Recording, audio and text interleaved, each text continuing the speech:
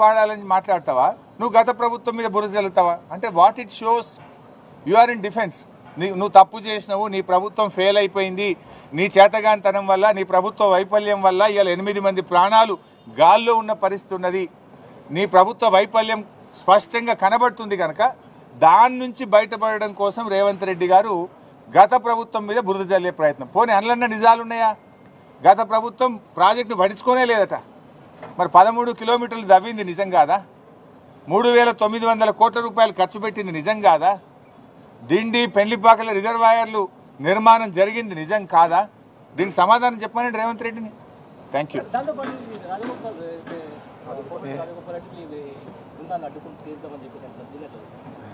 అది ఎవడన్నా మూర్ఖులు తెలివి తక్కువ వాళ్ళు చేసే పని. అడ్డుకుంటే ఏం జరుగుతుందో చూద్దాం. ప్రధానమంత్రి దగ్గర చర్చలు చేయలేదు. ఎస్ఎల్బీసీ ప్రాజెక్టులో జరిగిన ప్రమాదాన్ని నివారించడంలో కానీ సహాయక చర్యలు చేపట్టడంలో ప్రభుత్వం దారుణంగా విఫలమైంది. దాదాపు ఇవాళటికి 5 రోజులు పూర్తవుతున్నప్పటికీ సహాయక చర్యలు కనీసం ప్రారంభం కాలేదు. అంటే వివిధ ఏజెన్సీల మధ్య సమన్వయాన్ని సాధించడంలో కూడా ప్రభుత్వం ఫెయిల్ అయిపోయింది.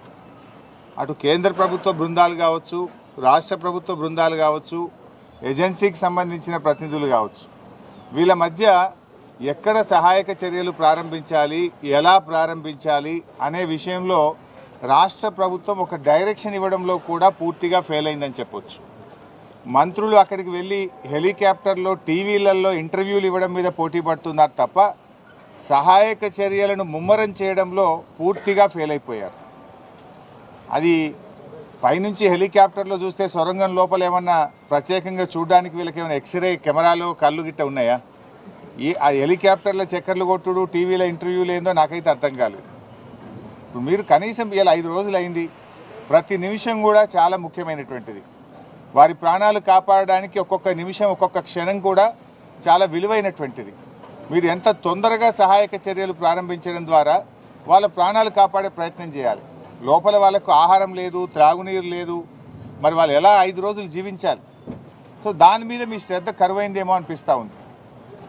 అసలు ఇప్పటి వరకు సహాయక చర్యల ప్రారంభమే కాలేదు. మక్కు తీయడం కానీ, ఆ టన్నల్ బోరింగ్ మిషన్ను తొలగించాలా, అది అడ్డంగా ఉన్నటువంటి పార్ట్స్ తొలగించాలా, ఆ మక్కుని ఎలా బయటకు తీయాలి, ఆ మక్కు తీస్తే మళ్ళీ తిరిగి పైనుంచి కొలాప్స్ అవుతుందా, ఒక అంచనాకు రాలేకపోతున్నారు, ఒక అవగాహనకు రాలేకపోతున్నారు.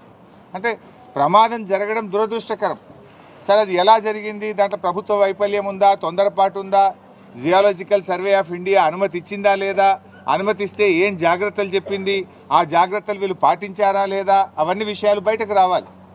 కానీ ఇలా జరిగిన సంఘటన తర్వాత ప్రభుత్వ స్పందన చాలా బాధాకరంగా ఉంది. ముఖ్యమంత్రి ఏమో హెలికాప్టర్ వేసుకొని ఆయన ఎస్ఎల్బీసీ ఎన్నికల ప్రచారానికి జరిగినాడు. ఇక 8 మంది ప్రాణాలు ముఖ్యమా, ఎన్నికల ప్రచారం ముఖ్యమా రేవంత్ రెడ్డి గారికి? కనీసం ముఖ్యమంత్రి అక్కడికి వెళ్ళి ఆ సహాయక చర్యల్ని ముమ్మరం చేయడంలో కానీ, ఒక డైరెక్షన్ ఇవ్వడంలో కూడా అటు ముఖ్యమంత్రి గారు, ఇటు నీటిపారుదల శాఖ మంత్రి కూడా పూర్తిగా ఫెయిల్ అయిపోయారు. రైట్ బాబు, మేము బీఆర్ఎస్ పార్టీ తరఫున సహాయక చర్యల్లో ఇబ్బంది కలగొద్దు, ప్రభుత్వానికి సహకరించాలి, సంయమనం పాటించాలని చెప్పి గత 4-5 రోజులుగా మేము వెయిట్ చేశాం. కానీ బాధ కలిగే అంశం ఏంటంటే ఇప్పటి వరకు ఒక్క అడుగు ముందుకు బల్లే. There is no direction. దాదాపు 10 ఏజెన్సీలు ఉన్నారు. ఈ ఒక్కొక్కరు వెళ్తున్నారు, ఒకరొక మాట చెప్తున్నారు, ఒకరొక మాట చెప్తున్నారు. మేము మీడియాలో చూసిందో, పత్రికల్లో చూసింది చెప్తున్నా నేను. బీహార్ నుంచి ర్యాట్ వాళ్ళు వచ్చారన్నారు, ఎన్డీఆర్ఎఫ్ వచ్చిందని చెప్పినారు, లేకపోతే వేరియస్ టీమ్స్ వచ్చినాయి, నేవీ నుంచి వచ్చిందన్నారు, లేదా కాశ్మీర్ నుంచి ఏదో టీం వచ్చిందన్నారు, ఛత్తీస్గఢ్ నుంచి టీం వచ్చిందన్నారు, మన సింగరేణి నుంచి ఒక టీం వచ్చిందన్నారు. What is the direction? అది ఎవరు ఇవ్వాలి? గవర్నమెంట్ ఇవ్వాలి. అందరి మాటలు విని ఒక స్పష్టంగా ఒక లైన్ ఆఫ్ యాక్షన్ ఇచ్చి దాన్ని వేగవంతంగా చేసి వాళ్ళని బయటకు తీసుకొచ్చే ప్రయత్నం చేయాలి. అందులో పూర్తిగా ఫెయిల్ అయిపోయింది గవర్నమెంట్. బాధ కలిగే అంశం ఏంటంటే మీ ఫెయిల్యూర్ను కప్పిపుచ్చుకోవడానికి చిల్లర మాటలు మాట్లాడుతున్నారు. మేము రాజకీయాలు చేయకుండా సంయమనంగా, గంభీరంగా వాళ్ళ ప్రాణాలు కాపాడాలని బీఆర్ఎస్ సహకరిస్తూ ఉంటే, ఉత్తమ్ కుమార్ రెడ్డి గారు టనల్ దగ్గర కూర్చొని ప్రమాదం జరిగిన సంఘటన దగ్గర నుండి బీఆర్ఎస్ మీద బురద జల్లే ప్రయత్నం, ఢిల్లీలో కూర్చొని రేవంత్ రెడ్డి ఎస్ఎల్బీసీ సొరంగంలో బీఆర్ఎస్ మీద బురద జల్లే ప్రయత్నం చేస్తుంటాడు. వెంకటరెడ్డి గారు అయితే ఆయన నీళ్లు, వాటర్ అంటాడు, ఆయన ఏం మాట్లాడతాడో నేను ఆయన గురించి మాట్లాడి దండగా. సో ఇట్లా ఒక గందరగోళమైన పరిస్థితి ప్రభుత్వంలో నెలకొన్నది. ముఖ్యమంత్రి మాటకు నీటిపారుదల మంత్రి మాటల మధ్య పొంతన లేదు. మీరు బీఆర్ఎస్ని విమర్శించడానికి ఇది సమయమా? అసలు బీఆర్ఎస్ని విమర్శించే నైతిక హక్కు మీకుందా? అంటే తమ తప్పును కప్పిపుచ్చుకోవడానికి ఇతరుల మీద నెపన్నెట్టే ప్రయత్నం చేస్తున్నారు. అన్ని విషయాలు నేను అక్కడ డీటెయిల్గా మాట్లాడతాను. సో ఈరోజు మా మహబూబ్ నగర్ మరియు నల్గొండ జిల్లా మాజీ మంత్రివర్యులు, మాజీ శాసనసభ్యులు, శాసన మండలి సభ్యులు, పార్టీ సీనియర్ నాయకులు అందరం కలిసి అక్కడికి వెళ్ళి మరి ఎవరైతే బాధిత కుటుంబాలు ఉన్నాయో వారికి ఓదార్చడానికి, వారికి ధైర్యం చెప్పడానికి, మరి ప్రభుత్వ సహాయక చర్యలు నిజంగా ఎలా జరుగుతున్నాయో, కరెక్ట్గా చేస్తున్నారా లేదా, మాకుండే అనుభవాన్ని, మాకుండేటువంటి ఆలోచనలు కూడా వీలైతే త్వరితగతిన వేగవంతంగా సహాయక చర్యలు జరపడానికి మా యొక్క సూచనలు కూడా అందించాలనే ఉద్దేశంతో బీఆర్ఎస్ పార్టీ బృందం మేము అక్కడ బయలుదేరి వెళ్తున్నాం. చిన్న విషయం, ముఖ్యమంత్రి ఢిల్లీలో కూడా చర్చ చేస్తూ గత 10 నెలల్లో బీఆర్ఎస్ ఎస్ఎల్బీసీ పట్టించుకోలేదు కాబట్టి అది కూలిపోయిందని అంటున్నారు. రేవంత్ రెడ్డికి నిజాలు మాట్లాడు ఆయన జీవితంలో రాదు. అందుకే ఆయన పేరు యనుమల రేవంత్ రెడ్డి కాదు, ఎగవేతల రేవంత్ రెడ్డి, అబద్ధాల రేవంత్ రెడ్డి అని పేరు పెట్టినాం మేము. ఎందుకు? ఇచ్చిన హామీలను ఎగబెట్టిండి కనుక ఎగవేతల రేవంత్ రెడ్డి, నోరిప్పితే అబద్ధాలు తప్ప నిజాలు మాట్లాడాడు కనుక అబద్ధాల రేవంత్ రెడ్డి ఆయన. ఇవాళ ఈ ప్రాజెక్టు 9 ఏళ్ల కాంగ్రెస్ హయాంలో ఎస్ఎల్బీసీ ప్రాజెక్టులో 3,300 కోట్ల రూపాయలు ఖర్చు పెడితే 9 ఏళ్ల బీఆర్ఎస్ హయాంలో 3,900 కోట్ల రూపాయలు ఖర్చు పెట్టాం. అంటే కాంగ్రెస్ హయాం కంటే 600 కోట్ల రూపాయలు బీఆర్ఎస్ ప్రభుత్వం ఎక్కువగా ఖర్చు పెట్టింది. మాకు 2 సంవత్సరాలు కరోనా వచ్చి ఉత్తర భారతదేశం నుంచి వచ్చిన కూలీలందరూ కూడా వాళ్ళు వాపసు వెళ్ళిపోయారు. చాలామంది కూలీలు కరోనా సమయంలో వెళ్ళిపోయి పనులు ఆగిపోయినాయి. అంటే 2 వరుస కరోనా సంవత్సరాలు వచ్చినా కూడా కాంగ్రెస్ హయాం కంటే బీఆర్ఎస్ హయాంలోనే 600 కోట్ల రూపాయల పనులు అదనంగా జరిగాయి. ఈ ప్రాజెక్టులో 2 సొరంగాలు, 2 బ్యాలెన్సింగ్ రిజర్వాయర్లు ఉన్నాయి. ఆ 2 బ్యాలెన్సింగ్ రిజర్వాయర్లలో ఏదైతే నక్కలగండి, దాన్నే దిండి కూడా పేరు పెట్టారు, దిండి బ్యాలెన్సింగ్ రిజర్వాయర్ అంటాం. దాంట్లో అది 7.5 టీఎంసీల నీటి సామర్థ్యం కలిగినటువంటి రిజర్వాయర్. భూసేకరణ చేసి R&R చేసి దాదాపు 95% పనులు దిండి బ్యాలెన్సింగ్ రిజర్వాయర్లో పూర్తి చేశాం. పెళ్లిపాకల రిజర్వాయర్లో కూడా దాదాపు 50% వరకు పనులు పూర్తి చేశాం.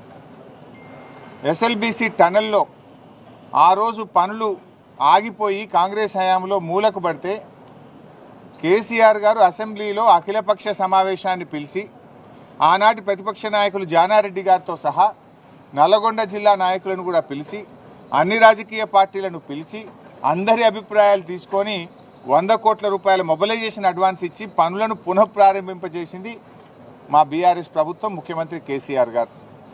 అయితే మేము చేయాల్సిన ప్రయత్నం చేసినాం. లోపలికి వెళ్ళిన తర్వాత వాటర్ సీపేజ్ పెరిగింది, 2 సార్లు బేరింగ్లు ఫెయిల్ అయిపోయినాయి. అమెరికా నుంచి స్పేర్ పార్ట్స్ తెచ్చి టెక్నీషియన్స్ తెప్పించి దాన్ని మరమ్మతు చేయించి కూడా మేము పనులు ముందుకు తీసుకుపోయాం. బీఆర్ఎస్ హయాంలో 13 కిలోమీటర్లు టనల్ పనులు మేము పూర్తి చేశాం.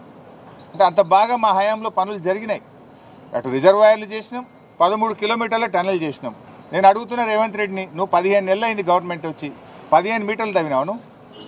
నీ 15 నెలల్లో 15 మీటర్లను తవ్వినవా ఎస్ఎల్బీసీ సొరంగం అని అడుగుతున్నా నేను. ఎవరు పని చేయండి? మేము 13 కిలోమీటర్లు తవ్వినాం. కానీ రేవంత్ రెడ్డి 15 నెలల పాలనలో ఎస్ఎల్బీసీ సొరంగంలో 15 మీటర్ల పని కూడా జరగలే. 15 తట్టల మట్టి కూడా ఎత్తలే. నువ్వా మాట్లాడేది? ఇవాళ మేము కాళేశ్వరంలో 203 కిలోమీటర్ల టనల్ తవ్వాం. పాలమూరు ఎత్తిపోతల పథకంలో 100 కిలోమీటర్ల టనల్ తవ్వాం. మేము పనులు చేసి చూపించాం. ఎస్ఎల్బీసీ సొరంగంలో కూడా 13 కిలోమీటర్లు తవ్వాం. 3,900 కోట్ల రూపాయల పనులు బీఆర్ఎస్ ప్రభుత్వం చేసింది. అయినా రేవంత్ రెడ్డి మాట్లాడాల్సింది ఏంటి? ఢిల్లీలో వాళ్ళ ప్రాణాలు ఎట్లా కాపాడుతున్నాం, వాళ్ళ ప్రాణాలు కాపాడడానికి ప్రభుత్వం ఏ రకమైన చర్యలు తీసుకుంటుంది, ఎప్పట్లోగా రిలీఫ్ మెజర్స్ పూర్తవుతాయి, ఎప్పట్లోగా సహాయక చర్యలు పూర్తయి వాళ్ళని బయటకు తీసుకొస్తాము. ఢిల్లీలో నువ్వు అదా మాట్లాడాల్సింది? గత ప్రభుత్వం మీద బురద జల్లే ప్రయత్నం చేస్తావా? అంటే యు ఆర్ ఇన్ డిఫెన్స్. మొన్న కూడా కరీంనగర్ పార్లమెంట్ ఎన్నికలకు పోయి మీ ఓటే విలేయలేదు, మీరు ఎత్తెంత ఏ పోతెంత, మాకు గెలిచినా ఓడినా నా గవర్నమెంట్ పడిపోదు అని ఆడపోయి మాట్లాడొచ్చింది. ఈడ ఏది ఇక్కడ సొరంగంలో ప్రమాదం జరిగి ఇంత జరుగుతుంటే ఆడపోయి ఆ మాటలు మాట్లాడతాడు. ఢిల్లీలో పోయి ఏం మాట్లాడతాడు? ప్రధానమంత్రిను అక్కడ ఇంకెవరైనా కలిసినాక మేము ఎస్ఎల్బీసీలో ఇంకా టీమ్స్ పంపమన్నాము, ఎక్స్పర్ట్స్ని పంపమన్నాము, తొందరగా పని